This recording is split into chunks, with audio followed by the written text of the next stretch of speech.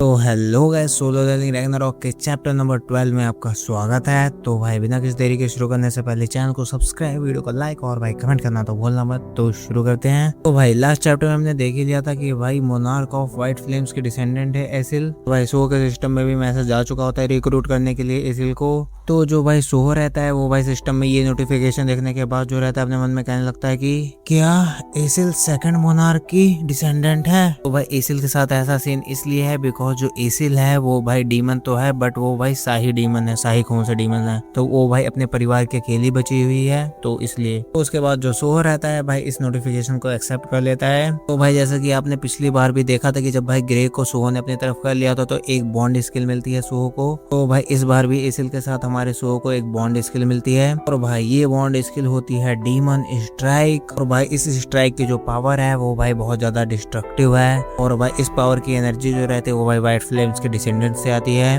भाई सोहो के एक्सेप्ट करने की वजह से जो रहता है एसिल के सामने भी भाई सिस्टम का पैनल आने लगता है। भाई एसिल से ये सुनने के बाद जो सोहो रहता है वो भाई कहता है कि मुझे तो ये बात नहीं पता थी क्योंकि ग्रे तो बोल नहीं सकता। तो ऐसी बात है कि मेरे साथियों को भी ये सिस्टम दिखाई देता है। भाई जो बीरू रहता है वो भाई पूछता है कि क्या सच में भाई ऐसा हो सकता है। तो भाई जो सोहो रहता है कहता है हाँ हो सकता है, क्यों नहीं। बात जो सोहो रहता है वो भाई एसिल से कहता है कि तुम भाई व्हाइट फ्लेम्स के डिसेंडेंट के रूप में मेरी अब एक साथी हो। यहाँ पर भाई जो एसिल रहते हुए भाई मन में कंफ्यूज होकर सोच रहे होते क्या मैं व्हाइट फ्लेम्स के डिसेंडेंट हूँ। उसके बाद भाई जो सोहो रहता है वो भाई अपनी टोली के साथ भाई इधर चलाता है। भाई जो सोहो रहता है यहाँ पर भाई एसिल की बॉन्ड स्किल को टेस्ट करने के लिए आया होता है। तो यहाँ पर भाई जो एसिल रहती है वो भाई डीमन स्ट्राइक को एक्टिवेट करती है और भाई ये एसिल का खतरनाक लुक तो देखो। और ऊपर से भाई सोहो के पंच के अंदर से भाई एक अलग ही तरीके का ऑरा निकल रहा होता है। तो सोहो जो रहता है वो भाई एसिल से कह रहा होता है कि ये हमारी है बॉन्ड स्किल, लेकिन उससे पहले जो एसिल रहते है वो भाई गिर जाती है। और भाई ऐसा एसिल के साथ इसलिए हो बिकॉज भाई एसिल के अंदर की जो भी एनर्जी रहती है वो भाई खत्म हो जाती है। तो भाई इस बात से साफ पता चलता है कि भाई डीमन स्ट्राइक स्किल का यूज करने के लिए भाई एसिल के पास बहुत ज्यादा एनर्जी होनी चाहिए। भाई इस बात को लेकर जो सोहो रहता है वो इनमें कह रहा होता है कि मतलब ये इतनी खतरनाक पावर है, इसने एसिल की बहुत ज्यादा ही पावर्स ले ली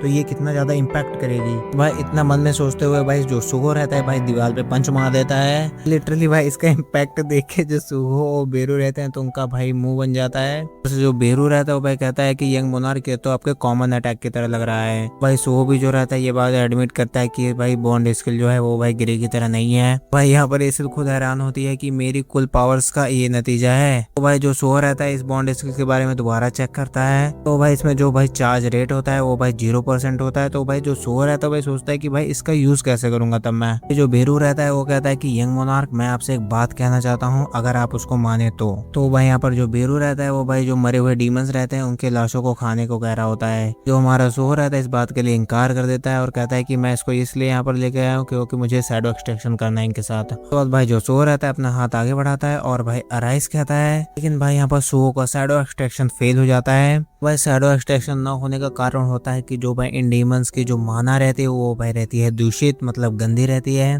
बाद भाई जो बेरू रहता है वो भाई सोहो को बताने लगता है कि हाँ संगजिनू सर भी नहीं कर सकते थे ऐसा। करने के लिए पहले कॉन्ट्रैक्ट करो फिर उनको कमांड दो जैसा कि राधेरू परिवार वाले करते हैं। उसके बाद भाई जो सोहो रहता है वो कहता है कि हाँ अगर इनका कोई काम धंधा है नहीं तो भाई इनको तुम खा ही लो, मतलब बेरू को। भाई पीछे बैठी जो एसिल होती है वो भाई मन में कह रही होती है कि ये लोग हमें करप्टेड कह रहे हैं। भाई एसिल हमारे सोहो के बारे में ऐसा सोच ही रही होती तभी भाई जो हमारा सोहो रहता है वो भाई एसिल के पास एक और पोशन लेके पहुंचता है। भाई जो सोहो रहता है कहता है कि भाई तुम इसे पी लो, तुम बिल्कुल से ठीक हो जाओगे इस बार। यहाँ पर भाई जो एसिल रहती है हमारे सोहो को थैंक्स कहती है और कहती है कि मैं आपके लिए सिर्फ एक बोझ की तरह लग रही हूँ। लेकिन भाई जो सोहो रहता है वो भाई एसिल की बात को काटते हुए कहता है कि तुम्हारे पास कोई जगह नहीं बची है तो तुम यहाँ पर रह सकती हो। भाई एसिल ये सब देख के हैरान होती है कि मतलब यंग मोनार्क इतना क्यों कर रहे हैं मेरे लिए। तो भाई एसिल के इस सवाल का जवाब हमारा सोहो दे भी देता है, अब हम टीममेट्स हैं तो चिंता करने की कोई जरूरत नहीं। के बाद भाई हम बेरू को देते हैं जो भाई खा पी कर अपना पेट फुल कर चुका होता है और भाई कहता है कि हाँ मैंने डीमंस की मेमोरीज में कुछ देखा है। मेमोरीज में भाई इतारिन के पोस्टल के बारे में कुछ क्लू भी होता है। तो उसके बाद भाई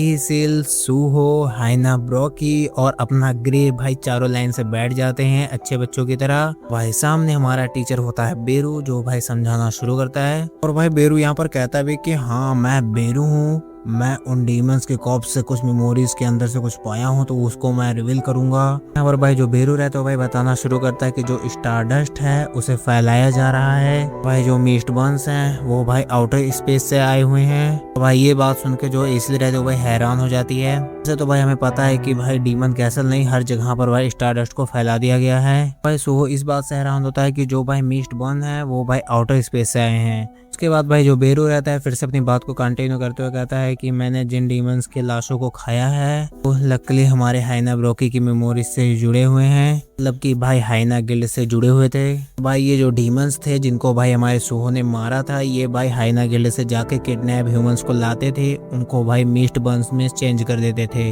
भाई ये सब प्रोसेस इसलिए करते थे क्योंकि भाई उन्हें स्टारडस्ट चाहिए था। तो भाई ऐसा सीन सिर्फ यहीं पर नहीं था, मतलब कई और जगहों पर भी भाई स्टारडस्ट ऐसा बन रहा है। भाई उन जगहों को कहते हैं स्टार पावर फैक्ट्रीज। अब शब्दों में कहते जो भाई हाइना गिल्ड थी वो भाई ह्यूमंस को किडनैप करती थी। भाई जो ग्रीन रीपर गिल्ड थी वो भाई फैक्ट्रीज तक पहुंचाने का काम करती थी। भाई फैक्ट्रीज का यूज आपको पता है कि भाई स्टारडस्ट बनाने के लिए किया गया होगा। भाई यहाँ पर बेरू जो रहता है वो कहता है कि भाई इन तीनों ग्रुप के पीछे भाई इतारिम का ही हाथ होगा पक्का। सब सुनने के बाद जो भाई हमारा सो रहता है भाई मन में कहता है कि भाई इतारिम ने तो अटैक कर दिया। भाई इतना सुन के तो हमारा सो हैरानी होता है, फिर से बेरू भाई हैरानी वाली बात कर देता है। तो भाई वो बात होती है कि भाई ह्यूमंस में से एक और बंदा रहता है जो भाई मैन्युफैक्चरिंग सिस्टम को लाया है, मतलब स्टारडस्ट को बनाने के लिए। वे सब होते हैं भाई इतारिम के अपोस्टल जो भाई इसी दुनिया में छुपे हुए हैं। लेकिन भाई ये इन सबको तो नहीं पता कि वो इतारिम कहाँ है, बट भाई इतारिम का सपोर्ट करने वाला एक ह्यूमन है और भाई वो बंदा है ग्रीन रीपर गिल्ड का वाइस चेयरमैन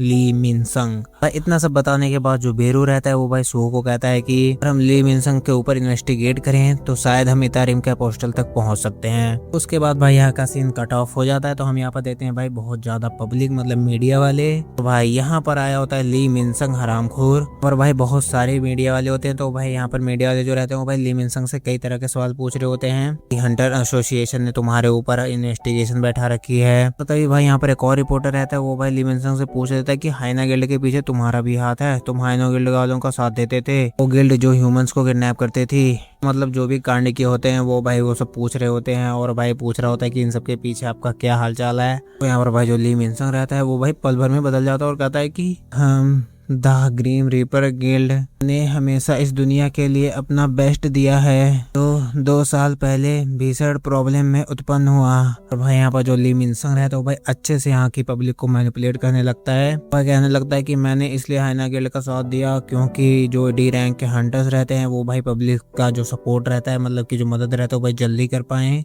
भाई ये भी बता देता है कि जो भाई सियोल स्टेशन पे जो सीन हुआ था, मतलब कांड हुआ था, मैंने भाई नए हंटर्स को सिर्फ एक्सपीरियंस के लिए भेजा था। और भाई इतना हरामखोर है लास्ट में कहता है कि मेरे नेक कामों से ये गलत कांड हो जाएगा, ये मैंने कभी सोचा नहीं था। भाई इतना कहते हो भाई रोने लगता है कि काश मैंने और सावधानी बरती होती तो ऐसा ना होता। मतलब कि हरामखोर भाई यहाँ पर माफी मांगते हुए जाने लगता है। और भाई यहाँ की जो भोली भाली पब्लिक रहती है वो भी भाई मैनिपुलेट हो जाती है। तो भाई ये हरामखोर भाई यहाँ की पब्लिक की भोली भाली बातों को सुनकर भाई स्माइल करने लगता है। और भाई अपने मन में कह रहा होता है कि ये सब एक्टिंग करने का काम मेरे लिए बाएं हाथ का खेल है, मेरे अंदर अभी भी वो बात है, मतलब खुद की तारीफ खुद ही कर रहा होता है। यहाँ पर ली मिनसंग मन में सोच रहा होता है कि भाई हंटर एसोसिएशन के जो बंदे थे उन्होंने बिना कुछ ज्यादा सवाल पूछे बिना मुझे भेज दिया वापस। फिर भी भाई इस बात से ली मिनसंग को उतना कोई खास फर्क नहीं पड़ता है। भाई सोच रहा होता है कि मतलब कि उन्हें नहीं पता कि भाई स्टारडस्ट का जो मेन सोर्स है सप्लाई करने का वो मैं ही हूँ। भाई ली मिनसंग यहाँ से जा रहा होता तभी भाई इसके पीछे कोई खड़ा होता है। तो भाई ये होता है अपना सुहो जो कह रहा होता है कि यही है ली मिनसंग। भाई जो सुहो रहता है वो भाई बेरू से पूछता है कि क्या इसके अंदर से इतारिम की एनर्जी आ रही है। और भाई जो बेरू रहता है वो कहता है कि नहीं, इसके अंदर से कोई भी एनर्जी नहीं आ रही है इतारिम की। तो भाई ये सुनने के बाद जो सुहो रहता है वो भाई कह रहा होता है कि इसका मतलब कि इतारिम ने इसे नहीं कंट्रोल किया है। तो यहाँ पर भाई बेरू भी कहता है कि हाँ इस बंदे मतलब ली मिनसंग को इतारिम ने नहीं कंट्रोल किया है। तो भाई उसके बाद जो सुहो रहता है वो भाई बेरू से कहता है कि हाँ हमें अब अपनी खोज को आगे बढ़ानी चाहिए। भाई इस बात के लिए जो बेरू रहता है वो भाई मना करता है।